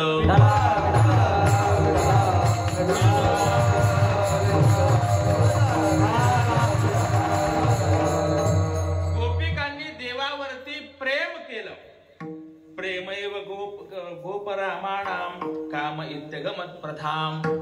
त्या गोपिकांचं जे प्रेम आहे त्या प्रेमालाच काम असं म्हटलं गेलं, परंतु काम आणि प्रेम याच्यामध्ये फार अंतर आहे. एका ठिकाणी प्रबोध सुधाकर नावाच्या ग्रंथामध्ये जगद्गुरु शंकराचार्यांनी तर असा विचार मांडलेला आहे, एक वेळेला यम बरा परंतु काम बरा नाही म्हणे. का? कारण की यम जो आहे हा आपल्याला त्रास देतो, मान्य, पण दंड देऊन माणसाला तो पवित्र करतो, चांगलं करतो, त्याचं कल्याण करतो. पण काम मात्र असा आहे, चांगला वाटतो परंतु तो वाईट करतो. म्हणून एक वेळेला यम बरा, काम चांगला नाही आहे. या कामाच्या विरुद्ध असलेला शब्द प्रेम आहे महाराज. प्रेम काय? तत्सुख सुखित्वम इति प्रेम लक्षणम. आपण ज्याच्यावर प्रेम करतो त्याच्या सुखामध्ये आपलं सुख मानणे, याला प्रेम असं म्हणायचं. विठ्ठल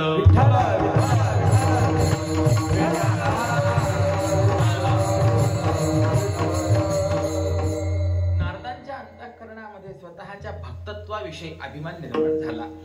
देवाला दाखवून द्यायचं होतं, अरे नारदा, तुझ्यापेक्षा खरं प्रेम माझ्यावरती जर कोण करत असतील तर त्या गोपिका करतात.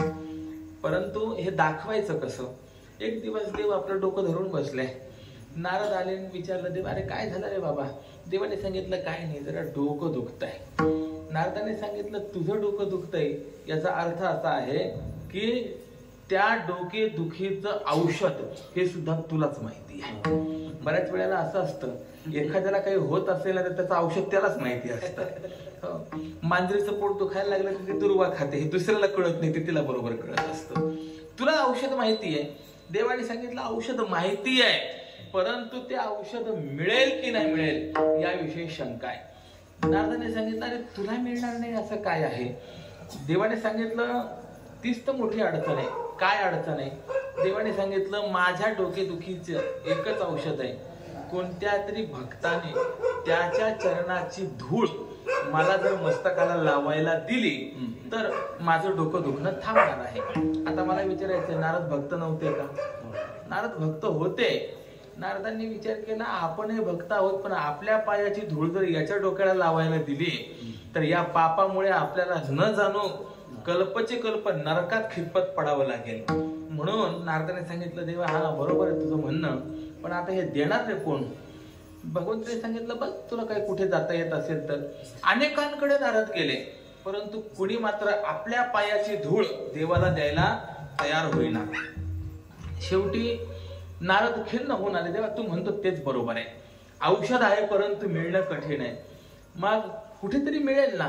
भगवंताने सांगितलं, नारदा एक काम करता का म्हणे, तुम्ही वृंदावनामध्ये जातात का गोकुळामध्ये, तिथे गोपिकांना जर सांगितलं तर काही मिळण्याची शक्यता आहे. नारद म्हणाले जातो, आणि म्हणून ते वृंदावनामध्ये आले. नारदांना आलेलं पाहिलं आणि सगळ्या गोपिका नारदांच्या जवळ आल्या. कारण की नारद म्हणजे नित्य देवाचं सान्निध्य असलेले, याच्याकडनं का होईना आपल्याला देवाच्या विषयी काहीतरी ऐकायला मिळेल म्हणून आले.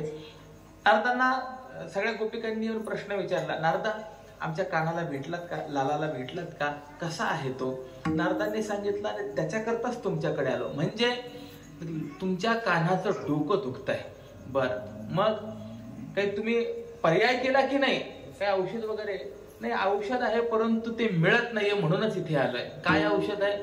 काही नाही, त्याने सांगितलंय की माझे जे भक्त आहेत त्यांच्या पायाची धूळ जर मला मिळाली तर माझं डोकं दुखणं थांबेल. हे ऐकल्याबरोबर त्या गोपिका पटापट आजूबाजूला चालल्या आणि नारदांना सांगितलं, चला एक गोणी आणा म्हणे, गोणीभर घेऊन जा. नारदांनी हे पाहिलं. नारद म्हणाले, वेड्या आहात का तुम्ही? तुमच्या पायाची धूळ त्याच्या डोक्याला लावायला देतात, या पापामुळे तुम्हाला नरकात पडावं लागेल. त्या गोपिकांनी उत्तर दिलं, आम्ही ज्याच्यावर प्रेम करतो त्याला सुख होत असेल तर त्याच्या सुखाकरता आम्ही नरकात पडायला तयार आहोत, याचं नाव प्रेम आहे.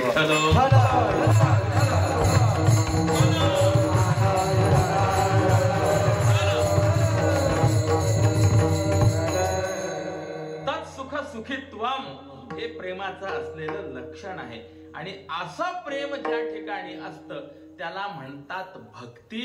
आज नाथ महाराज आपल्याला सांगतात, अशी जी परमप्रेम स्वरूपा असलेली भक्ती आहे ना, जो आज्ञाजीव आहे तू देखील आणि जो ज्ञानी आहे तू देखील या प्रेम नगराची वारी करा. अभंगाचं प्रथम चरण. अहम भाग्या सोम भाग्या प्रेम नगरा वारी.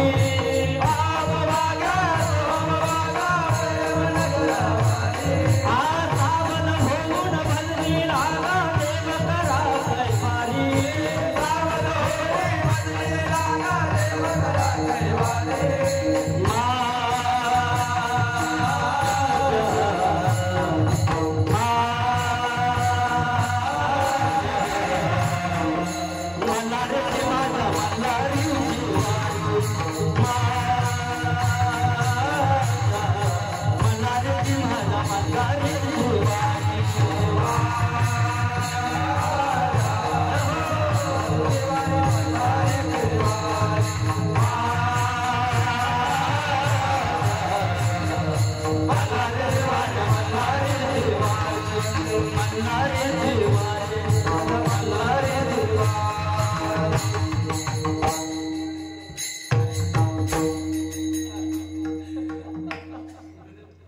अहम वाघ्या सोहम वाघ्या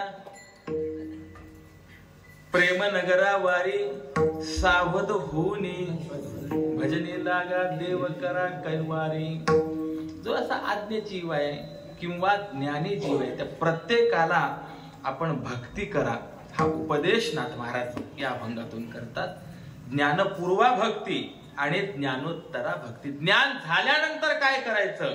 ज्ञान गिळोनी गावा गोविंद याला ज्ञानोत्तर भक्ती असं म्हणतात. पहिले ज्ञान प्राप्त होण्याकरता भक्ती करायची असते आणि ज्ञान प्राप्त झाल्यानंतर तो आनंद आपल्याला उपभोगता यावा, नव्हे नव्हे जगाला देता यावा याच्याकरता भक्ती करायची असते. मला विचारायचंय, ज्ञानोबाराय तुकोबाराय अशा महापुरुषांना वारी करण्याची काय आवश्यकता हो? आपण जर ज्ञानोबाराय तुकोबाराय यांचा विचार केला तर ज्ञानोबाराय तुकोबाराय आणि देव हे एकच का वेगळे? एकच की नाही? ज्ञानोबारायांचा जर आपण विचार केला, महाविष्णूचा अवतार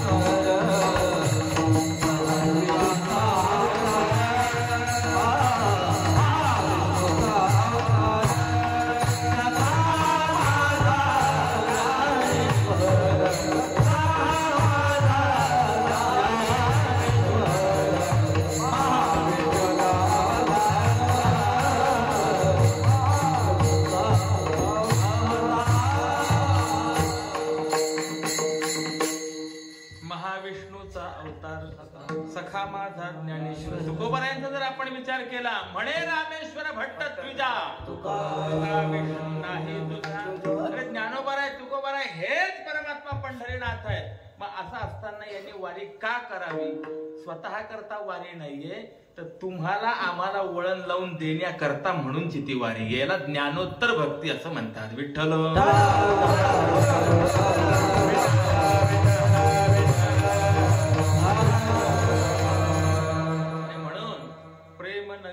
वारी या भक्तीचा मार्गाचा आपण आचरण करा हा उपदेश या ठिकाणी फार महत्वाचा आहे. काय आहे?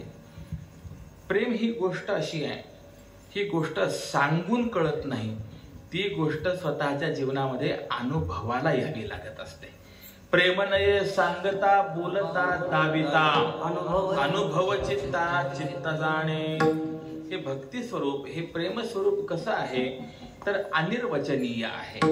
आणि म्हणून देवर्षी नारदांनी त्याकरता एक संकल्पना अशी मांडलेली आहे की भक्ती सुख प्रेम जे आहे मुकास्वादनवत. ज्याप्रमाणे एखादा मुका, त्याला आपण गुळ म्हणा साखर म्हणा एखादी गोड वस्तू खाण्याकरता दिली, त्याने ती सेवन केली. आता सेवन केल्यानंतर तो रसास्वाद त्याला प्राप्त झाला की नाही? प्राप्त झाला. पण त्याला जर आपण सांगितलं की आता तुला जो आनंद आला, जो अनुभव आला, तो अनुभव तू शब्दाने व्यक्त करून दाखव. व्यक्त करता येतो का त्याला? नाही. आनंद तर झालाय परंतु व्यक्त करता येत नाही. तसं प्रेम ही गोष्ट अशी आहे, ती अनुभव स्वरूप आहे, अभिव्यक्त होऊ शकणारी नाहीये. आणि असं असल्यामुळे जोपर्यंत आपण तो अनुभव घेत नाही तोपर्यंत आपल्याला ती गोष्ट कळू शकत नाही. आणि तसा अनुभव यावा असं जर वाटत असेल तर ते प्रेम ज्या ठिकाणी आहे तिथली वारी आपल्याला करावी लागते. प्रेम नगरा वारी. म्हणून असं आहे की प्रेम कुठे मिळतं महाराज आपल्याला?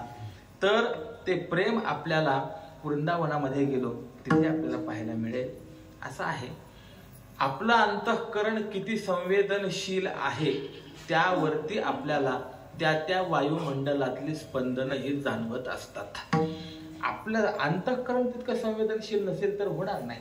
अगदी एक उदाहरण मी आपणास सांगतो. अलीकडे एक 4 महिन्यापूर्वी आळंदी क्षेत्रामध्ये एक हरिद्वारकडचे महात्मा आले होते. त्यांचं नाव विश्वात्मानंद महाराज. 2-3 ऑपरेशन करायचे होते. पुण्यामध्ये डॉक्टरांना दाखवलं, सगळी तपासणी वगैरे झाली आणि ऑपरेशन करायचं ठरलं. दिवस ठरला. त्या स्वामीजींनी डॉक्टरांना विनंती केली की आपण ऑपरेशन तर करा, मान्य आहे, परंतु मला भुलीचं इंजेक्शन न देता आपण ते ऑपरेशन करा. ते डॉक्टर म्हणाले, अहो भुलीचं इंजेक्शन न देता ऑपरेशन करणार कसं? वेदना किती होतील याची तुम्हाला जाणीव नाही, कल्पना नाही. स्वामीजींनी सांगितलं, काय वेदना होतील त्या सहन करायला मी तयार आहे. कदाचित त्या वेदना सहन न झाल्याने माझ्या जीवाचं जर काही बरं वाईट झालं तरी सुद्धा त्याला मी जबाबदार आहे, परंतु माझी इच्छा आहे की भूल न देता आपण माझं ऑपरेशन करा. अति आग्रह म्हणून त्यांचं ऑपरेशन तसं केलं. डॉक्टर आश्चर्यचकित होते की भूल न देता ऑपरेशन कसं होऊ शकेल म्हणून. झालं ऑपरेशन. एक 15-20 दिवस जसे ते कोरोनामध्ये क्वारंटाईन ठेवायचे ना, तसं विलगीकरण त्यांना एका कक्षामध्ये ठेवलं. आणि नंतर मग ते चालायला वगैरे लागले. सांगायचं माझं पुढचं तात्पर्य असं आहे, आळंदीमध्ये राहिले. ऑपरेशन करून आले आणि आळंदीत राहिले. ज्या वेळेला त्यांना लोक भेटायला जायला लागले त्यावेळेस त्यांनी त्यांचा स्वतःचा अनुभव असा सांगितला की जवळपास गेली 40 वर्ष मी वेदांताचा अभ्यास करतोय, अनेक ग्रंथांचं चिंतन करतोय, पण एवढा अभ्यास चिंतन करूनही ज्या गोष्टी मला कळाल्या नाहीत त्या गोष्टी या 15 दिवसामध्ये हातात पुस्तकही न घेता केवळ आळंदीच्या वायुमंडलात राहिल्याने मला कळालं. हे आळंदीचं वैभव आहे.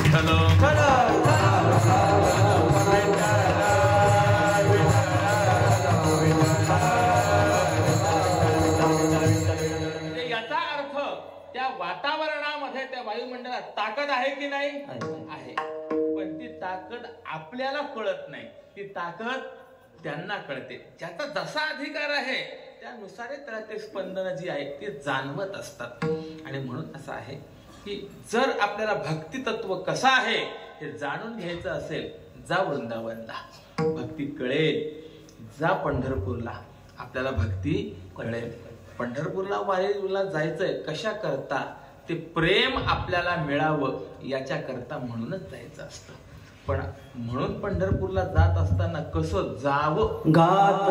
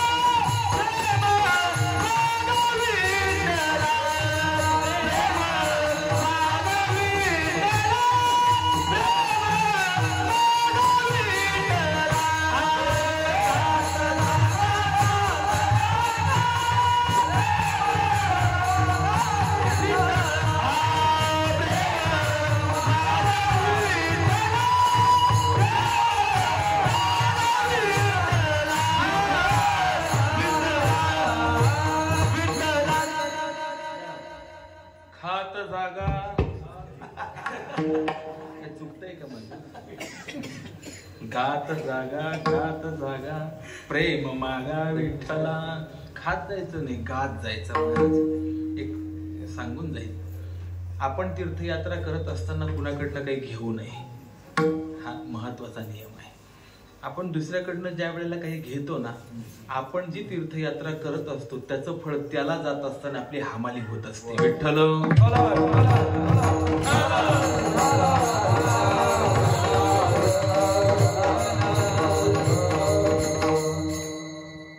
काही जण तर अशी आहेत, गोळा करण्याकरता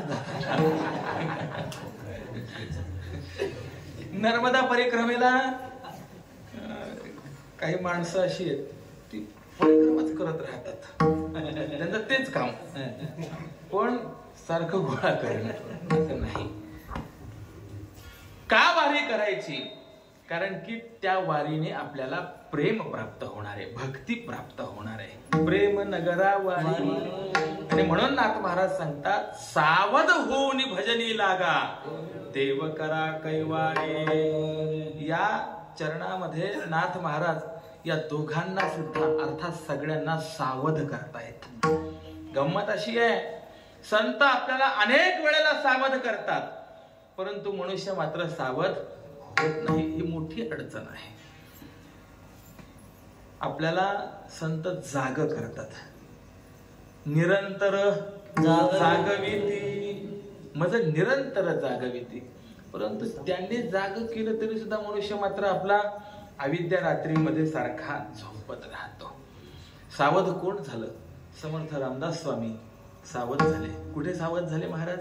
विवाहाच्या प्रसंगामध्ये. सर्वांना माहिती, बोहल्यावर उभे, हातात माळ आहे आणि मंगलाष्टक म्हटलं गुरुजींनी, आणि शेवटी शुभमंगल सावधान. मनात विचार आला, जर शुभमंगल आहे, सावधान म्हणण्याची गरज काय आहे? ज्या अर्थी सावधान म्हणतायत त्या अर्थी काहीतरी धोका. त्याच क्षणाला सावध झाले आणि बाजूला गेले महाराज. म्हणजे प्रत्येकाने असं बोल्यावरून पळून जा असं मला नाही म्हणायचं, परंतु लक्षात घेण्यासारखी बाब आहे, मनुष्य आपल्या जीवनामध्ये सदा सर्व काळ सावधान पाहिजे. विठ्ठल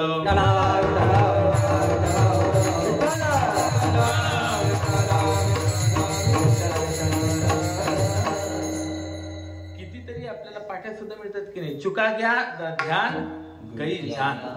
एक मिनिट जरी मनुष्य बेसावध झाला तरी सुद्धा मरणाशी गाठ आहे. मनुष्य नेहमी सावध असला पाहिजे. किंबहुना त्या महाभारतामध्ये यक्षाने धर्मराजांना काही प्रश्न विचारले. त्या प्रश्नामध्ये एक प्रश्न असा आहे, एका वाक्यामध्ये धर्म काय आहे ते समजावून सांगा.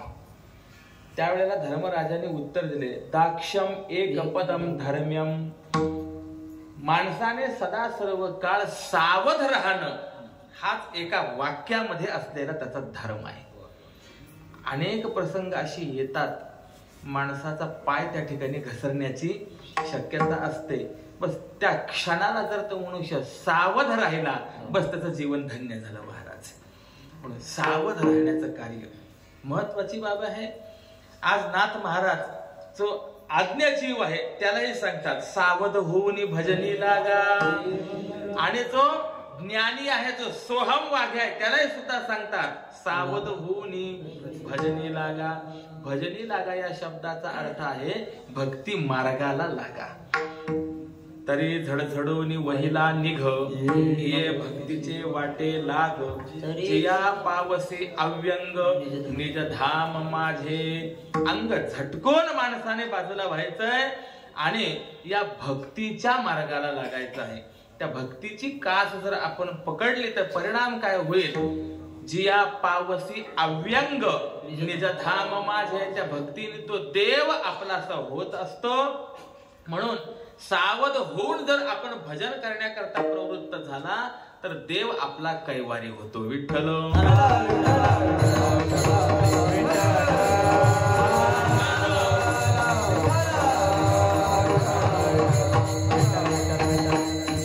देव आपला कैवारी झाला पाहिजे. ही महत्वाची बाब आहे. आपलं रक्षण आपण स्वतः किती करू शकू? परंतु देवाने जर आपलं रक्षण केलं तर काहीही आपल्याला होऊ शकत नाही. जागो राखे साईया मार सके ना कोय. किंबहुना एक वाक्य, जाके रखवाले रघुवीर. देवाने जर रक्षण केलं तर कुठे देव राखे तया मार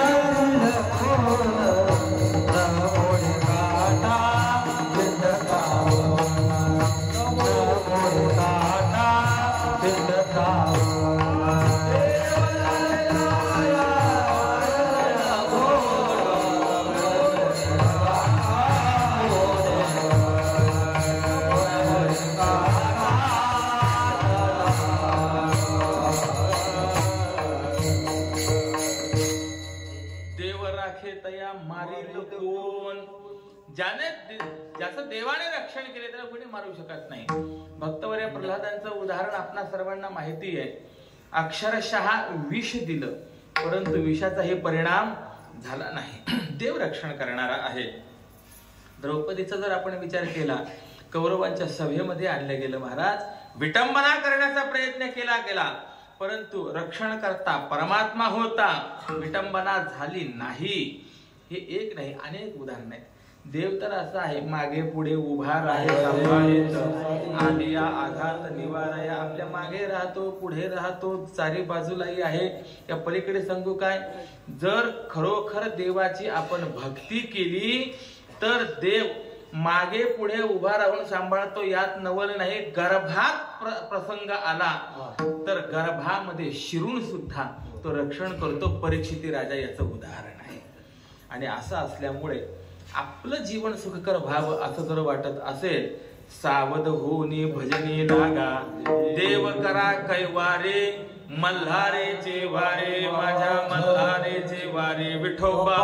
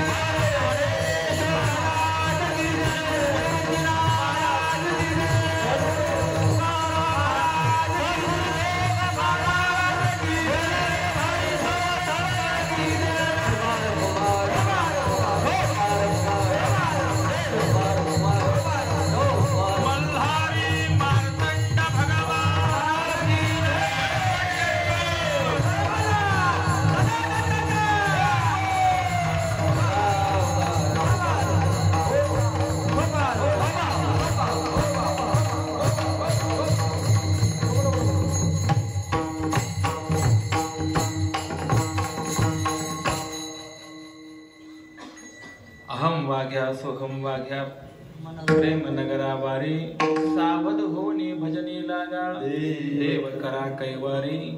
या पहिल्या चरणाचा थोडासा भाव आपणा समोर मांडण्याचा मी प्रयत्न केला. ध्रुवपद आहे, मल्हारीची वारी माझ्या मल्हारीची वारी. ही भक्ती कुणाची तर मल्हारीची. मणी आणि मल्ल अशी दोन नावाचे राक्षस होते आणि त्या राक्षसांचा अंत भगवंताने या स्वरूपाने केला. त्याला मल्हारी मार्तंड असं म्हटलं गेलंय. आणि मल्ल या शब्दाचा दुसरा अर्थ असा आहे की कामक्रोधादी विकार. मल्ल या शब्दाचा अर्थ काय होतो? पहिलवान. बरोबर आहे की? प्रश्न असा आहे की जगामधले खरे पहिलवान कोणते? जे कुस्ती जिंकतात ते नाही. सगळ्या जगाला जिंकणारे पहिलवान काम, क्रोध आणि लोभ हे पहिलवान आहेत. कामाची कोतवाल याने नाचविले बहुत, हरिहराची आपुले तो पहिलवान. असा असणारा जो काही काम विकार आहे तो खरा मल्ल आहे. पुष्पदंताचार्यांनी आपल्या शिवमहिम्न स्तोत्रामध्ये असं म्हटलेलं आहे, जगती जयी नो यस्य विशिखाहा. कामाचे 5 बाण आहेत आणि बाण आपण पाहतो त्याला पोलादी टोक असतं, लोखंडी टोक असतं असं. परंतु हे कामदेवाचे जे बाण आहेत ना, तर हे बाण मात्र फुलांचे आहेत. त्याला पुष्प सायक असं म्हटलेलं आहे. सायक शब्दाचा अर्थ बाण आणि पुष्प म्हणजे फुलं. फुलांचे बाण म्हणजे फुलासारखे कोमल बाण. परंतु या एक एक बाणाचा परिणाम असा जग घायाळ केलंय. आजपर्यंत कामाची आणि ज्याची ज्याची गाठभेट झाली त्या कामाने प्रत्येकाला कुस्तीमध्ये पराभूत केलेलं आहे, नेस्त नाबूद करून टाकलं. असा मल्ल असलेला काम, परंतु त्या कामाला जिंकणारे भगवान शंकर आहेत. एडका मदन देव केवळ पंचानन. आणि असं असल्यामुळे भगवान शंकरांच्या ह्या अवताराला किंवा भगवान शंकरांना मल्लारी असं म्हटलं जातं. सेवा करायचीच, भक्ती करायचीच. कुणाची करायची? ज्याने विकारावर विजय मिळवलेला आहे त्याची सेवा करावी, त्याची भक्ती करावी. जो विकाराधीन आहे त्याची भक्ती करून काय उपयोग आहे? विठ्ठल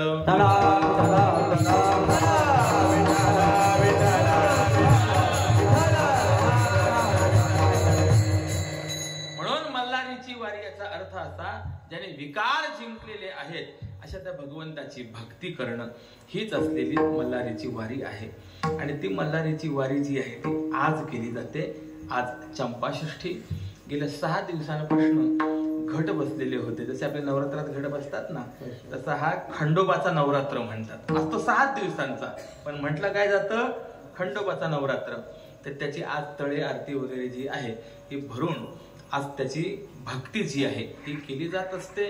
आणि मग त्याच्यामध्ये आज विशेष करून असं आहे, 4 महिनेपर्यंत कांदा, लसूण, वांग सगळं बंद असतं. महाराज आता राहवत नाही, त्याच्यामुळे चंपाषष्ठीच्या दिवशी मग सगळे पदार्थ कशाचे? वांग्याचेच पदार्थ महाराज. भरीत आहे, अमुक आहे, तमुक आहे.